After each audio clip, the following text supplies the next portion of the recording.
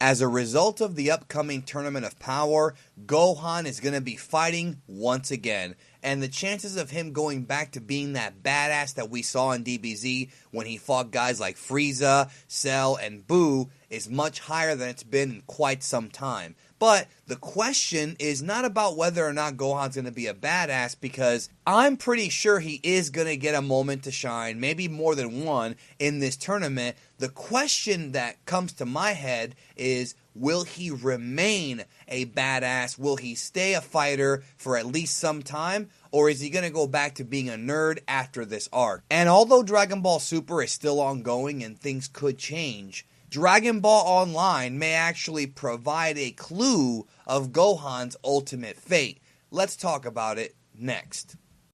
Mr. Satan wants you to subscribe to Geekin' 101 on all these social media platforms, you chump. Oh yeah! Now, before I actually begin this discussion with you guys about Gohan's ultimate fate, we're going to be addressing the Dragon Ball Online timeline. And the Dragon Ball Online timeline is the same one that Dragon Ball Heroes and Dragon Ball Xenoverse branched out of. And series creator Akira Toriyama did have some creative control over this video game, but we're unsure as to exactly how much creative control he had. Plus, don't forget that this game was originally designed back in 2011, which would be 4 years before Dragon Ball Super began. So Super may actually change this, but according to the game, Gohan's fate, no matter how much Gohan fans may want him to be a badass all the time, and I'm sure he's still a badass when necessary, we've talked about this before as well, is to still end up being a scholar. But what's interesting is in Dragon Ball Online, Gohan being a scholar actually had a bigger impact than anyone could ever imagine, because he actually changed the world. He set off a series of events that would change the existence of the world. So deep into the future, Goku and Vegeta disappear. I'm going to go into more detail about what supposedly happened in a future video. But Goku and Vegeta disappeared and are thought to be dead, and Gohan went into a period of reflection where he kind of was thinking about his life and his father's life, and used his skills as a scholar and his ability to do research and his experience as a martial artist to study not only the deep facets of energy, of ki, and things like that, but also to study the previous martial arts of the past. And he wrote a book called Groundbreaking Science. The book came out in age 804, and the book was pretty much all about understanding ki and energy, sort of like the scene where he taught Videl, but put in book form so that the public can learn how to do what these incredible meta-humans and aliens have been able to do in Dragon Ball for so many years. So when this book was published in age 804, it set off a chain of events that would end up shaping what this game and what this universe would become.